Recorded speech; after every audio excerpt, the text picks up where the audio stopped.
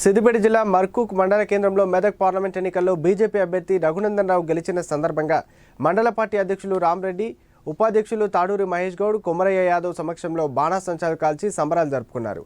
అనంతరం మండల BJP party అధ్యక్షులు రామరెడ్డి మీడియాతో మాట్లాడుతూ బీజేపీ నాయకుల బలం ఏంటో ఈరోజు తెలిసింది, ఇక ముందు మా బలం ఏంటో చూపిస్తాం, బీజేపీ దెబ్బకు BRS Congress గల్లంతన్నారు.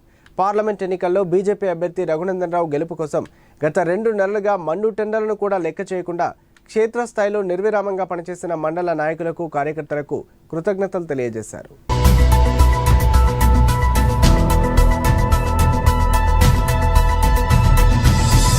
BJP Bharatiya Janata party Narendra Modi గారు ఇది ఇంకా నెక్స్ట్ రాబోయే తరాలకు ఏం చేస్తాడనేది ఆ మోడీ గారికే తెలుసు.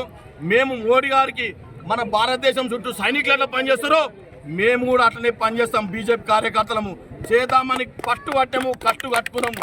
మేము మోడీ గారు చెప్పింది బీజేపీ ఏ విషయం అయితే చెప్తుందో ఆ విషయానికి మేము బీజేపీ పక్షాన మేము ఎట్లయితే పనిచేస్తున్నామో భారతదేశం మొత్తంలో బీజేపీ కార్యకర్త నాలేక చిన్న చిన్న కార్యకర్తలు కూడా ప్రతి ఒక్కరు నాకన్నా గట్టి బలవంతులని నేను కోరుకుంటున్నా.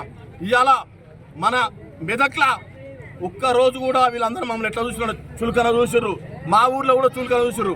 నేను ఒక సర్పంచ్ని, అంటే మాది టీఆర్ఎస్ పార్టీ, మాకు కేసీఆర్ నాడు మీరు ఎంతటోళ్ళు అని మమ్మల్ని చిన్న చిన్న చూపు చూసిర్రు. మేము అయినా కానీ మేము భయపడలేదు, మేము ఎవరికి భయపడలేదు, మేము ఎలాంటి ప్రభావాలకు మేము దారి తీయలేదు.